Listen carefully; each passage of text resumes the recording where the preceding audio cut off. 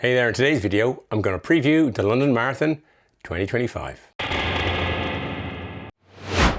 Today is Sunday the 9th of March and my Garmin says I'll be running the London Marathon in 7 weeks. It says it'll be 17 degrees, I hope not, and it'll be, let's say, it says I'll do it in 4 hours and 5 minutes, which is not the case. I know this because I'm running the London Marathon as a guide runner for my friend Chris, and we're targeting to do it at about 4 hours 45 minutes. I ran the Tokyo Marathon last weekend, a week ago today, and yeah, I'm really struggling with the jet lag. Usually I don't, but this time it has floored me for most of the week. I went out for my first run just a little while ago, and it's a beautiful day here in Dublin, which is a relief. And it was a beautiful day for going running, but yeah, I ran 5 or 6K at a very gentle pace, having spent the morning trying to shake off excessive jet lag. But we'll see what next week holds. I'll go into direct training next week. I have the flights booked for London. I'm also doing the London Landmarks Half Marathon with Chris. I think it's 3 weeks before the London Marathon, so probably 4 weeks from today. I have flights and accommodation booked for that. And I have flights booked for the London Marathon. I'll worry about accommodation slightly later on. I won't be getting ahead of myself.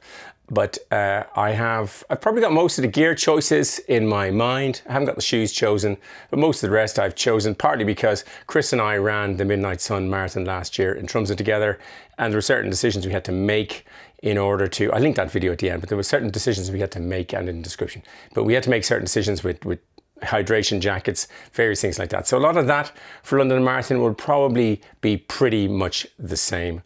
It will also be my 6th major. Chris already has his 6th, so he's helping me out by entering this and getting me across the line. So I'm very grateful for that. But yeah, I'm really looking forward to it. I lived in London for 6 or 7 years and very close friends still do, and yeah, it's a city I adore, love running around it, run all over it, and I'm going to look forward to London Marathon. I have zero performance aims whatsoever. I couldn't care. I just want to run around and look at London. Kind of similar to Tokyo, but running around with Chris will be great. It goes down a street I used to live on, so that would be fun. And parts of London that I have very distinct memories of, very happy memories. So I'll be running around looking at those without a care in the world. That's my plan, and yeah.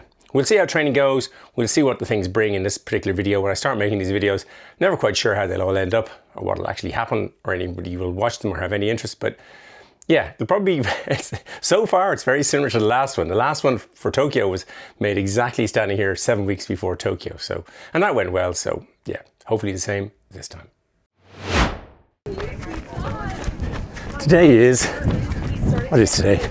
It's Sunday, March 16th, 2025, preparing for the London Marathon in 6 weeks today. Today it's a beautiful day. I'm at Dunleary. It's the calm before the storm. Storm being St. Patrick's Day tomorrow. There's a parade in Dublin. I was in the parade twice. I was, I suppose, creative director of a pageant piece that we did for the university. Most stressful thing I've ever done. One of the most rewarding. 100 staff and students designing, making, performing, never having done it before. Yesterday it was birthday time, turned 62, so big weekend. The London Marathon, 6 weeks. The London Landmarks Half Marathon in 3 weeks. So 2 trips to London. I'm going with Aer Lingus. There are 5 airports in London, pretty much. Luton, Stansted, Gatwick, Heathrow, London City. I've flown into all of them, not going to London City. It's closest to the start of the race, but it's a small airport with all the problems I can have. Stansted and Luton, I've flown to both. I remember flying into one once. It was foggy and we diverted to the other airport. My girlfriend had come out to see me, or to welcome me back, to discover I was at a completely different airport in the days before mobile phones. But yeah, I'm going to go to Heathrow. It's my favourite. West London. I'll go with Aer Lingus. know it really well. Flight's about every hour. I'm gonna, so flying is sorted, the hotel is sorted. London landmarks, I'm just doing my Holiday Inn Express in for the weekend. But for the longer stay, staying in a different hotel. I'll show a picture on screen, but years ago at work, hotels in London are expensive. And I stayed in this hotel with the smallest shower I've ever seen. I didn't think they make shower trays this small. Anyway, I was pleased with myself for saving the university some money. I came back to show my boss my picture of the size of the shower tray, to be asked, what sort of man goes into a shower tray carrying a ruler? Well, guilty as charged, my lord.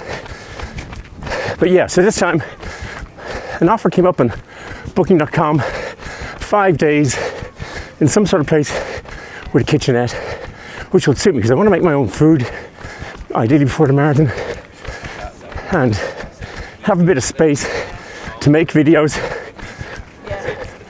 It's a busy time of work, so I'm coming back the day after the marathon, just like Tokyo, but I'm going to try and get a lot done in London before I go back. But yeah, myself and Chris have no performance aims. I think Chris might be doing something called Jeffing. I never heard of it. I thought he meant he was Jeff, I was Mutt. But it seems he's got a slight injury. His coach is saying, walk one, run one. I'll go whatever pace Chris wants. Luckily enough, knees are holding up. Everything else is going fine. I'm halfway into a 23k run. The end is where I start from. Here on the Leary Pier. I can see the library ahead. The Irish Navy on the right hand side. All one operating ship or whatever they've got. But yeah, it's beautiful out here this morning. A bit warmer than I was expecting, but yeah, see you in the next one.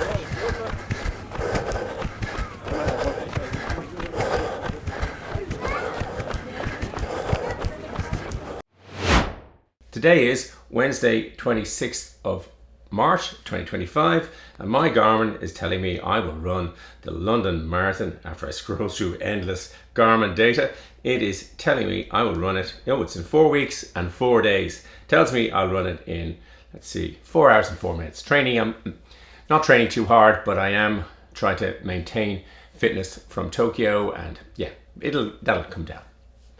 All marathons are different, and I've watched the London Marathon numerous times over the years. It goes out live on BBC and I watch it every year. And it's different to all of the other 5 major marathons that contribute to the 6-star medal. I've done all 5 of them. And London is very different. The atmosphere seems very different. And the one thing that's notable are the amount of funny costumes. I saw the odd one in a couple of the other marathons. I might have seen one in Tokyo, one funny costume in Tokyo. In Berlin, I saw a guy carrying a bit of lumber over his head, over his shoulder. Chicago, New York, Boston, they're not, randomly you'll see someone. When you watch on BBC, you'll see a lot of them. Now, when I finally get the 6 marathons done, I will make a video comparing all the different aspects of the different ones, and I'm looking forward to doing that. But one of the ones in in London is they put it directly on their website, the Guinness World Records that have been set in the London Marathon. I'll put some of them on the screen here now so you get an idea. They're all great achievements in their own way. Some are really superb. Paris Jepchirchir set the fastest marathon as a female in a women's only race at 2 hours 16 and 16 seconds. I think London is one of the few races where the men's race and the women's race is completely separate, at least for most of the race. They start and separately. So it's not like some of the marathons where the men are running with women. It's separate. I watched it a couple of years ago, and Safan Hassan, one of my favorite people ever to watch, ran it. It was just fantastic, very, very compelling. I always find that compelling. Then another record, Jonathan Askell set the fastest marathon for someone running with multiple sclerosis in 3 hours, 7 minutes and 34, a time I could only dream of. Chapeau, Jonathan. Baily set the fastest marathon for a non-racing wheelchair, a female, in 4 hours 19:21. That must be incredibly difficult to get around the course. So a regular wheelchair. And Lloyd Martin set the record for the youngest person to complete a marathon with Down's syndrome. And amazing, well done, Lloyd. He also has the record for the fastest half marathon. So again, chapeau to all of those. But amongst all those, there's a variety of other records. And after all of those ones, they get kind of, well, you know, less serious. Let's put it that way. And having taken part in a Guinness World Record attempt in Tokyo, where we succeeded as it's tenuous, the fastest marathon run in relay in pairs in a marathon. Anyway, it got done. But some of these are funnier. Now they start fairly normally. Stephen Cochrane ran the fastest marathon dressed as a scientist, male, in 2 hours 48:51. That's a superb time. I'm not sure. Do you run in a white coat? I imagine that's one of the easier costumes to run in. Ian Howard ran the fastest marathon dressed as a rotating puzzle cube. As a male in 3 hours 20:31. Times I can only dream of. Marcus Mumford ran as the fastest marathon dressed as a tap or faucet, male. I presume that's Marcus being male, not the tap or the faucet, but you never know. 3 hours 10:50. Again, some of these are amazing times. And Brendan Matthews ran with the most t-shirts worn. He ran with 100 t-shirts on. I bet he had a warm day. So there's a variety of those ones, and you're encouraged to do it. You need, if you have a guaranteed entry into the London Marathon, then you can dress up and apply to the Guinness World Records, and they will be there at the finish to check your time, and presumably they check all the people along the way. And it's one of the fun aspects of London. I think it's one of the ones that will make it very funny. I mean, Chris and I don't know if that was the most reflective duo or something. I don't know. No, we'll just be running it. I am really looking forward to it. Lots more of these kinds of things to make little pieces. As I'm still waiting for the London to send me the book, the guidebook to the whole thing, the way it works and the regulations. But we'll go through that on another day. Yeah. See you in the next one. Today is Monday, 31st of March, 2025, and my Garmin says I'm running the London Marathon in 3 weeks and 6 days. I'm just after finishing a run session. I ran from, well, over there, the other side of Dublin, from Blackrock, and around by Sandy Mountain onto the lovely beach here that I used to come so often with my beloved dog Jasper. Anyway, I've just come from the urologist. 2 birds, 1 stone. So I've just come from the urologist, which reminded me of something that came across from the London Marathon, which was, I got a note about, there's a Bladder and Bowel community, and you could sign up to this if you had difficulties going to the toilet and needed to go urgently. You get I'll put a screenshot of it, but it's in my Apple Wallet. You kind of show this to someone saying that you're in urgent need. I've had a few waterworks issues lately. One disastrous one. I don't know. Look, my dad died of prostate cancer. My uncle Finbar died of prostate cancer. My cousin John died of prostate cancer. And my dad got it at my age. But I've been going for tests since probably about 20 years now. I kind of went in my 40s, the idea being that if I went regularly, I wouldn't be afraid to go to the doctor. And that has worked out really well. My doctor has 20 years of data. Today was more or less routine, but a bit worried about a few things, but probably nothing of concern. I go quite regularly. My PSA has been up in the 30s, which is very high. So anyway, it's great that there is a Bladder and Bowel community. It's for all sorts of things other than just prostate issues. It's a really nice initiative. First time I've seen it in a marathon. I don't know I'll ever use the card. I might be a bit self-conscious, but if I really need to, I think I would. It's great to see.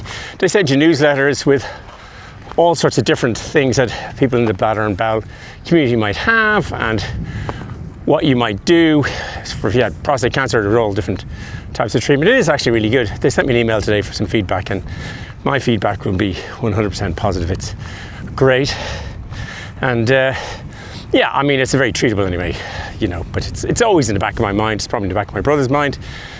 I'm trying to get into the back of all my nephew's mind. It runs in the family, so, you know. And for those of you without prostates, or even if you have, 3 of my friends had breast cancer. Thankfully, great outcomes in those results. Something of source of great joy. So yeah, get checked. Not what a sort of blog I intended to, or a vlog I intended to make on the marathon, but yeah, something arose. It seemed good, and yeah, chapeau to the Bladder and Bowel community of the UK. Yeah, superb. See you in the next one. Today is Friday, April 11, 2025, and I'm running the London Marathon in 2 weeks and 2 days time. I was over last weekend. I ran the London Landmarks Marathon with my friend Chris Baily, who you'll probably see in another episode of this video. It was great. We didn't get injured. We were jeffing 6 minutes on, then 1 minute off. That was it. Basically, Chris told me what to do, and then I tried to steer us out of trouble, which I did for the most part. In terms of kit for London, I'm going to wear the same as I did in the London Landmarks Half Marathon, and also the Midnight Sun Marathon, both of which I did with Chris. My New Balance Fuel Cell Super Comp Elite version 4s, which is a shoe that I really like. There's 230k in them, which is more than I'd usually run, but it's going to be easy enough. We're taking it easy, taking it really handy. Neither of us want to get injured. We're running again sometime later in the summer.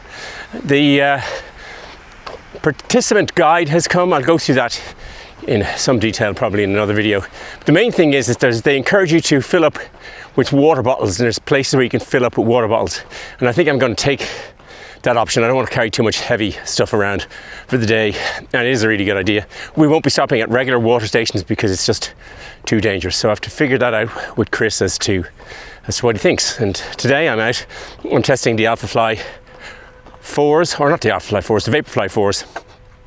I had thought that I might run in them in London just to see what they were like over the distance of a marathon. Like, would I be sore? Would I be beat up? But I'm doing a 3-hour run in the next couple of days, so I'll probably just take them on that.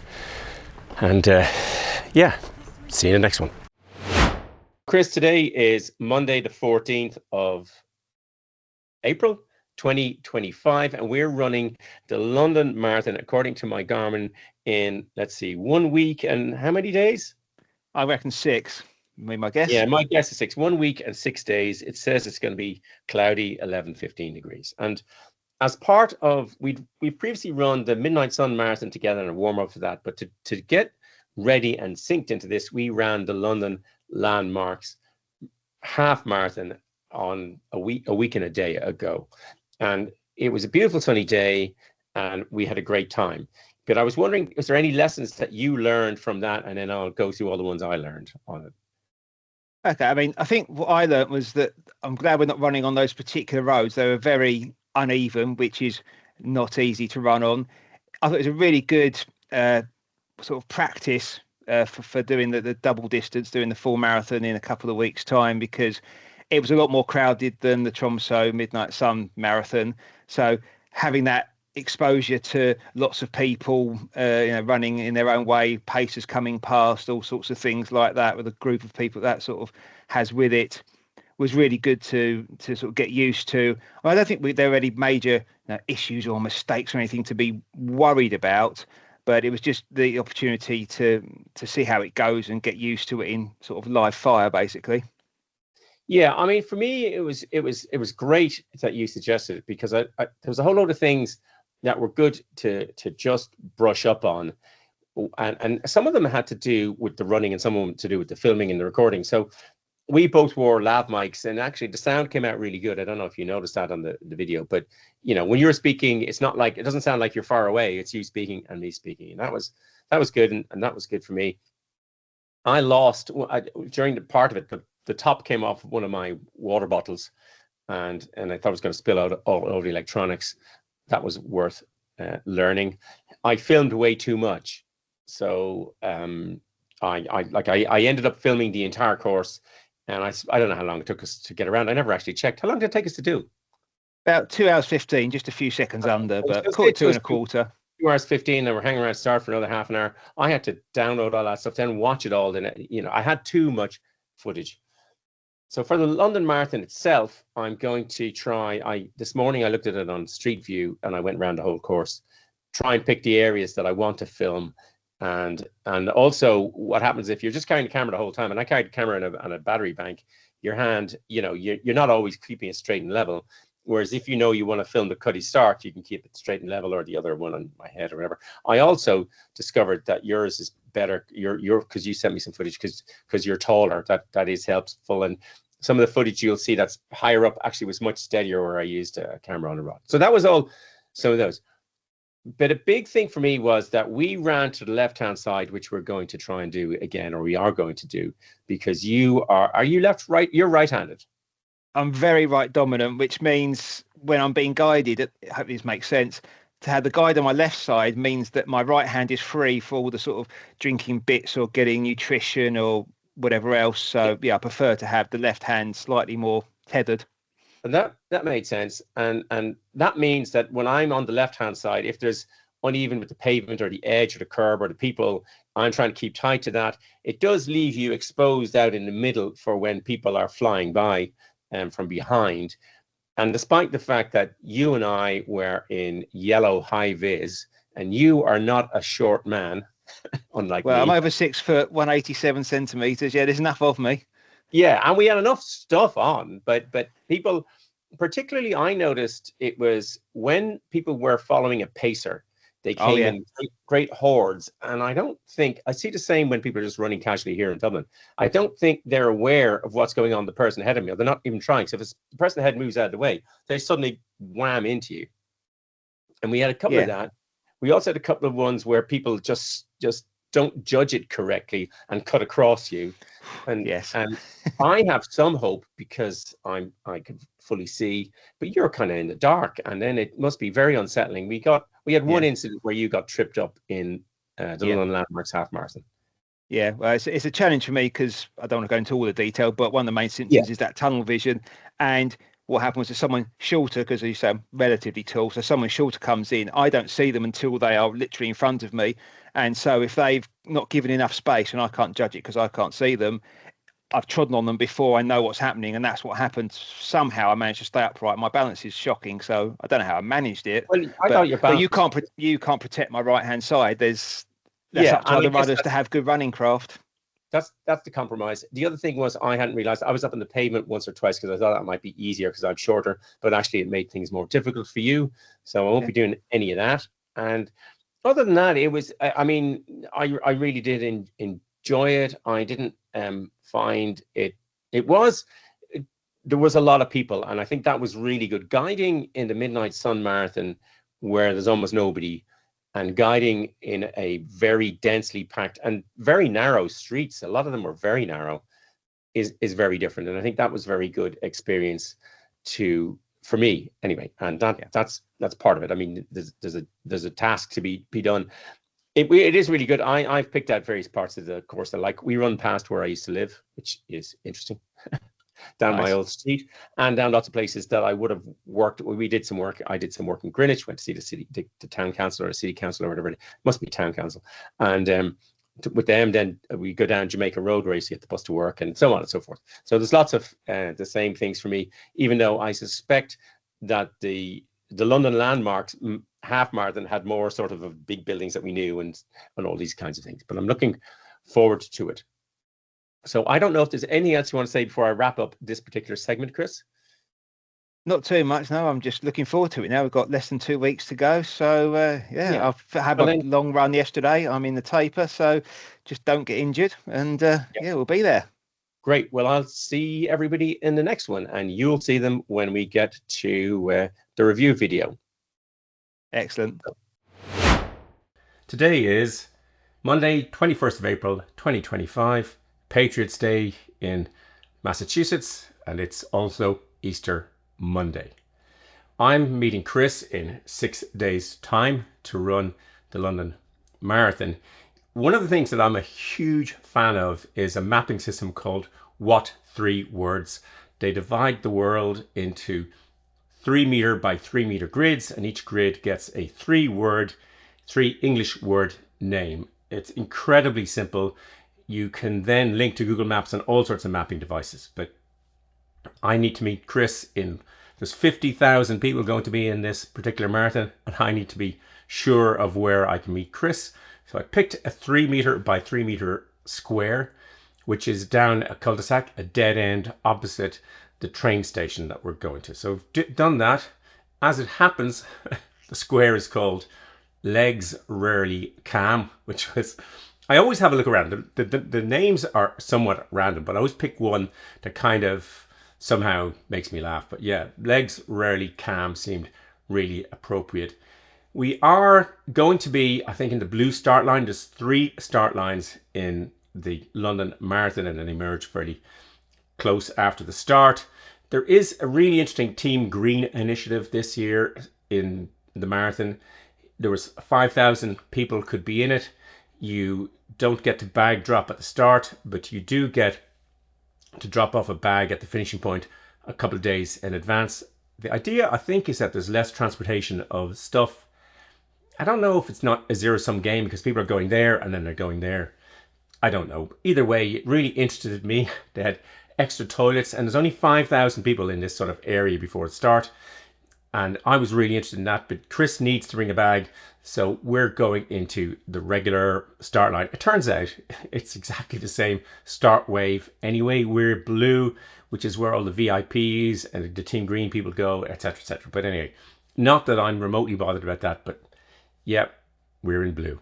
The participant guide arrived, and I had a read of it to try and see any of the things that were not necessarily unique to London, but would be prohibitive in terms of what I was planning to do. Turns out there wasn't any. Chris has a really interesting strategy.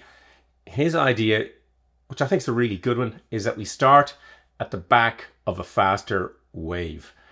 They will all go out in front of us. We'll be at the back.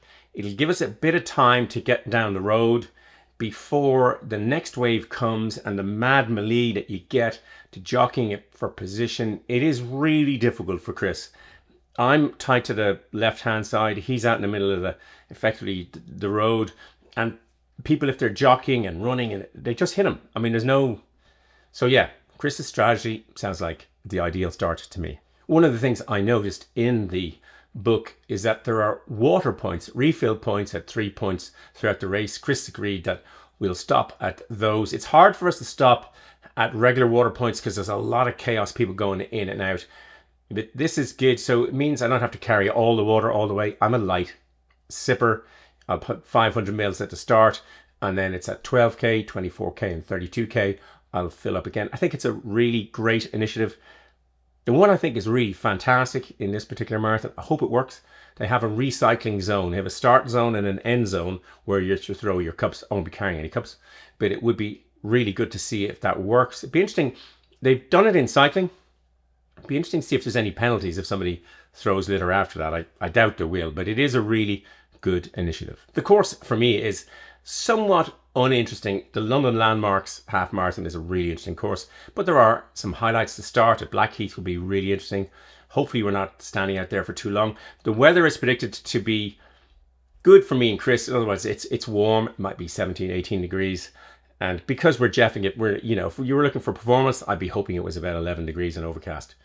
If I'm running the way I'm running and filming the way I film, one of the things I want to film is the crowds. I mean, I think the crowd reaction, certainly in the London Landmarks Half Marathon, was amazing. Chris says the marathon itself is even bigger and better. I'm looking forward to filming some strange looking costumes that people run in, people carrying washing machines or whatever they'll be doing. Looking forward to that. After the downhill at the start, then run along and then into Greenwich. That would be really interesting. I'm really looking forward to that. I did some work there a while ago. Well, many years ago. Then in around the Cuddy Sark, an area that, again, I know pretty well. And then we'll be going down past where I used to live in Rotherhithe. That'll be interesting. It wasn't all that interesting to live in, I won't lie, the part we were in the time we were in. But anyway, we go on, we cross Tower Bridge, which will be really amazing. I mean, that is, I suppose, the quintessential London Marathon image for me is Tower Bridge. Then we'll see Tower of London. We'll go out by the Isle of Dogs and loop around Canary Wharf. That will be, I'm looking forward to that because I just enjoy seeing all the buildings that have been there since I was there. But after that, we sort of hit the stretch running back directly to London. And in any marathon I run, I always love when you hit that, if it's looped or whatever, that you hit the last bit. So every mile or every foot strike you do, you're going towards the finish. That always feels really good. I will love running the embankment. I loved it during the London Landmarks Half Marathon. And then we turn right at the Elizabeth Tower. I think it's called the Elizabeth Tower. Big Ben, it's more commonly known. And then we go up and past Buckingham Palace, and then we turn right down and run on the Mall. And then, yeah, then it's it's over and done with. See you at the finish.